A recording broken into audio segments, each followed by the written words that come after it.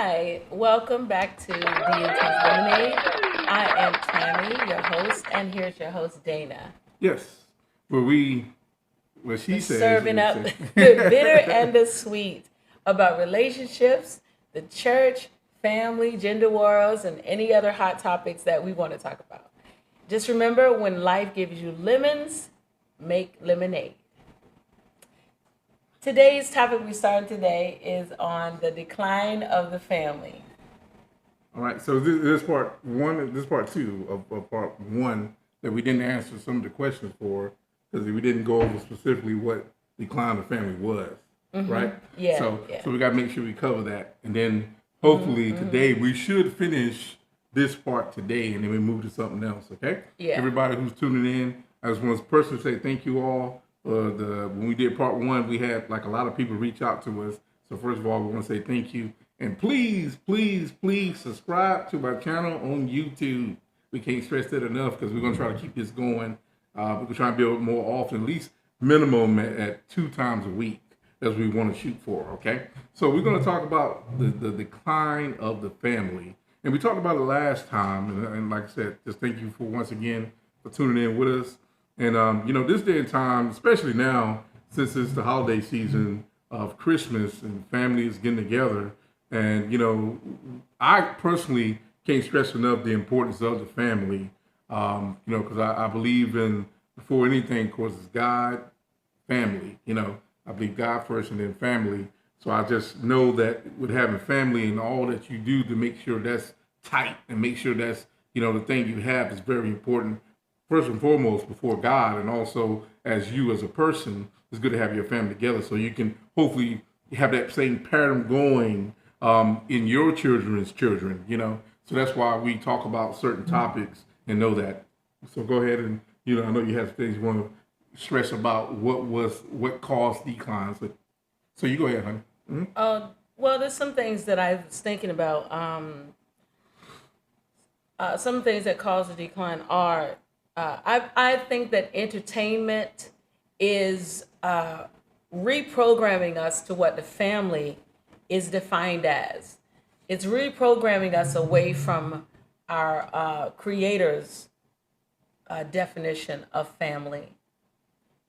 So you said you said media? Entertainment is reprogramming, and I like that because she said entertainment is reprogramming our family as if we don't need family. We need more of entertainment to take place of the family. I believe that also, but I also believe that there's a mental thing with that too, as far as with family, because I don't think we think enough about it. About family.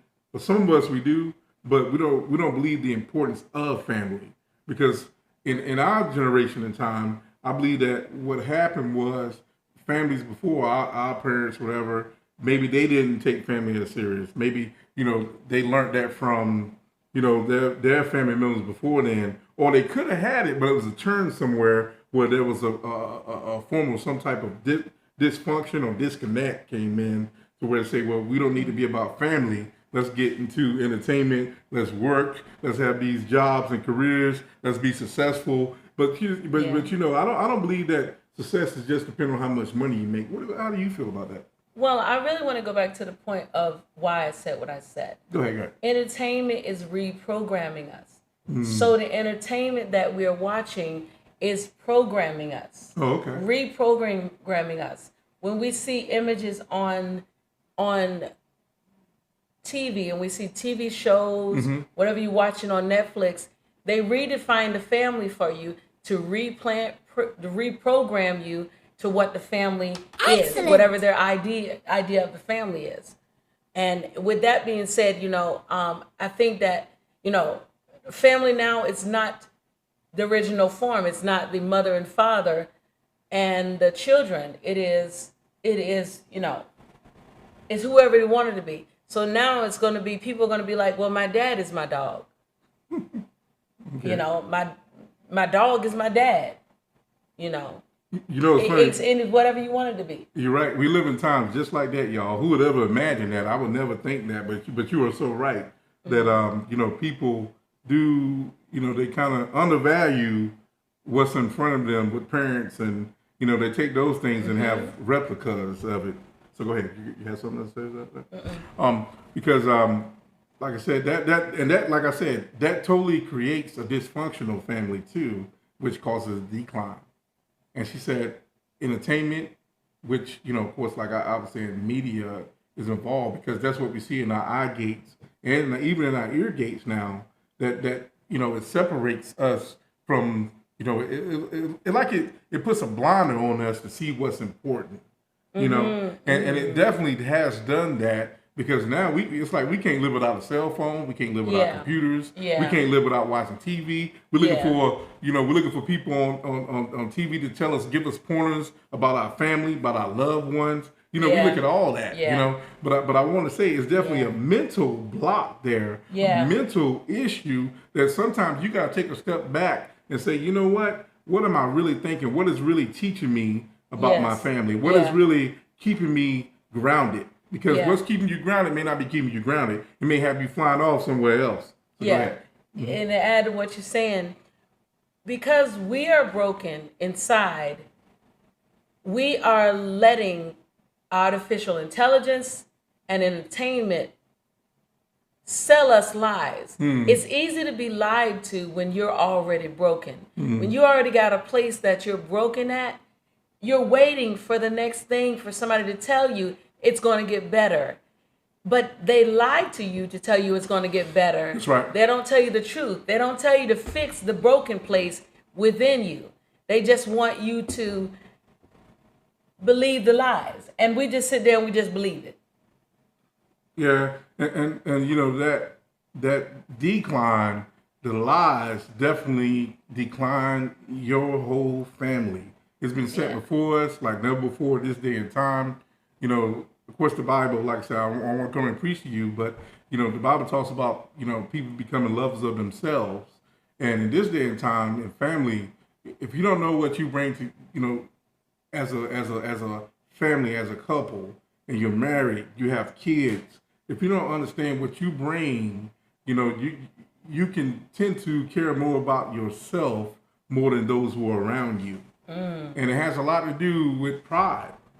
The overall concept of how, you know, AI, I'm sorry, AI, not Al, I call it Al, but AI has turned us against what's right because it has us depending upon it. Yes. You say, well, what do you mean by that? Well, you like my wife was saying, you have a lot of technology that is here now that has us feeling like we don't need human touch. We don't need human love.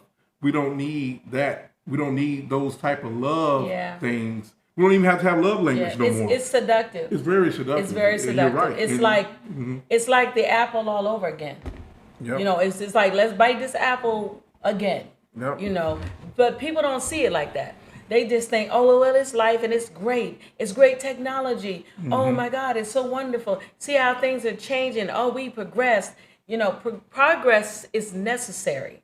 Progress is good, but it must be repeatable and it must be beneficial to the common good of everyone. You know, you can't, and it has to be a tested thing. You know, that's what I'm saying. You know, a lot of people are seduced by lies because, you know, they don't have any, they lose their foundation. They walked away from their foundation. So they're like, let's just create everything new and just blaze a trail behind us. Yep. Let's just, you know, the term of move forward. Let's move forward. Everybody want to move forward, but where are we going? That's right. Where are we going? That's what right. I want to know. That's right. Yeah, where really are we going? Yeah. If we, you know, we talk about family. I mean, what do you want your family to accomplish for the other generations? That's what I believe. You know, we set stuff as a man and as a woman. I let my wife tell her part, but I know as a man, I don't set it up just for myself. Everything. I'm not that selfish. What I do is I try to instill in my children, so hopefully their children will know how to function as a family and not to decline, but incline as a family. So they, you know, the Bible, the Word of God says, leave an inheritance for your children's children. You know, I'm saying you gotta leave an inheritance for your children. But how do you do that? I ain't talking about just money. I'm talking about how they are raised, how they became game changers for other families to mimic. Because that's important. I don't believe that we can afford as a unit, me and you, to have a decline in our family because we want to make sure that whatever love and whatever thing we pass down to our children, they duplicate that in their children. We can't afford it because we can't. Because we are game changers and changers for families. Yes. We are. I believe that. So go ahead. Yes.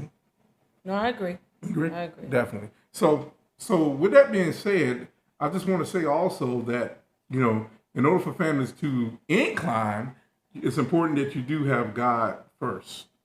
Like I said, I ain't coming to preach to you, but I do know the importance of that because when you believe in God, who's the higher power, the supreme being who has created us in the image of himself, he wants us to be happy. He wants us to be fruitful. He wants us to, and how you be fruitful? Yeah, you do have kids. You do have family. That's what one of the duties that we do. We can produce. And I think it's a disservice if you believe that as a family, you're declining because you can't produce and have those seeds, have those fruits, those kids. It's important, but it's also what God has given us to take care of our kids, our family. We don't want to decline in that area because you have to be good stewards of everything that the Lord has given us. That's important.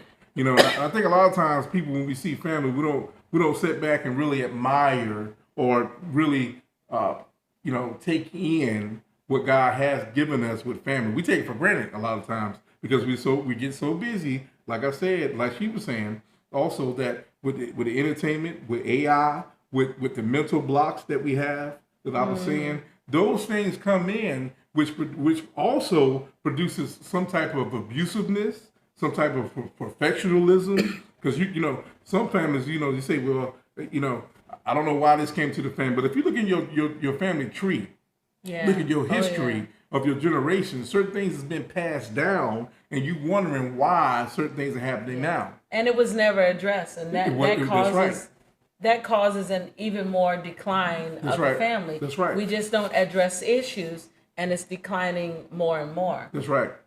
We're just running away from it. Just running away from it. No one wants to discuss what happened to Susie, how she was molested coming up and why she acted this way. No one wants to talk about how, the little boy saw certain things, pornography or certain things, or saw his mom getting beat, and how that makes him angry. No one wants to discuss it as a family. And you know what, Dana? Having a family also causes you to face issues. Relationships cause you to face things you don't want to face. It causes you to face yourself. And when you are successful in relationships, you are able to that can add into other areas because you can face yourself. If you see, a lot of people, they don't want to face issues in their relationships, so they think the next best option is let me start a new relationship. That's right. That's how you end up with the same thing. Yep, that's right. So it's like a duplicate. It repeats itself because you never dealt with the issue. They just think they need a new partner. That's right. And it's not that you need a new partner. You need to fix that issue that you had before. That's right. And you said that. So you got to fix it before. You got to deal with it. Some folks nowadays, I tell you, we funny because when it comes to dealing with stuff, we think we all right. We don't need help. Some of us need therapy, like professional help. Yes. There's no coming back. I don't care how much you listen. You say, well, I believe in God, but you need some professional therapy, have some sessions to really get help to understand how to fix you first. Because I believe that in any family, you got to deal with you as an individual first before you start pointing at others. Because maybe it's not you, but you don't know how to cope with it, so you need therapy. Yes. Or maybe it is you, so you need therapy. So what I'm saying is, in order for the decline family to really go further, there are certain things that have to be changed. There are certain things that have to be discussed, communicated upon, talked about, and not just talked about, but you also have to deal with it to the point where you know that what's being said, you have to have a remedy for it, meaning that you got to set boundaries. You have to set certain things for your family and say, you know what, if there's this problem, we have to talk about it, discuss it, and where do we go from here But see, a lot of times what happens is we know that there's a problem, a decline in family that we may have, and we don't want to deal with the issue because it seems embarrassing. Or it seems as if, guess what, there's no hope. But I'm here to tell you, listen, I came from a dysfunctional or declining family, whatever you want to call it. I came from that. But I'm the product of not staying there. So I believe if I can do it, anybody can do it. Amen. Because I know her. Look, when me and Miss Tammy, me and Tammy got together, we both came from different walks of life, but very yet similar. Yeah. But at the same time, we don't want that for our family. So we had to set boundaries and things that we talk about, communicate about. It helps us keep our family healthy. And guess what? Even with our young sons who are young men, we still talk to them about stuff. Even if we don't like something, we'll come to them and say, guess what? We don't like this. We don't like that. Look, if we don't like something about each other, we will discuss it. Because we don't want to have that linger over into other people that's in our household. Go ahead. You got something you want to say about that? Because that's important. Because when you're declining, you got to find a way to incline. And that means you got to find out what the problem is. I don't think a lot of people just want to deal with the issues. They don't, honey. I don't think they do. They just don't want to think everything's okay. God gonna fix it. But you got to do your part. You have to. You have to do your part. True. You have to get down to the nitty gritty. You got to roll them sleeves up and say, this is the issue, and I can see where we heading. You need somebody to be a visionary. Hopefully, it's, the man should be the visionary. Or the wife can see something too. She can be a visionary too, where she can say, you know what? I don't like which direction we're heading in. I want better. But that man, he needs to see that. Because if you don't have, no vision, the people are going to perish, and your household will perish. So I'm thankful. I'm just thankful that we have this chance to discuss this on this podcast, and I think it's going to bless somebody, help someone. I hope this is helping someone. If you have any questions, feel free to put into the comments any questions or anything like that. And we can use that for our next podcast, our next segment, if you don't mind.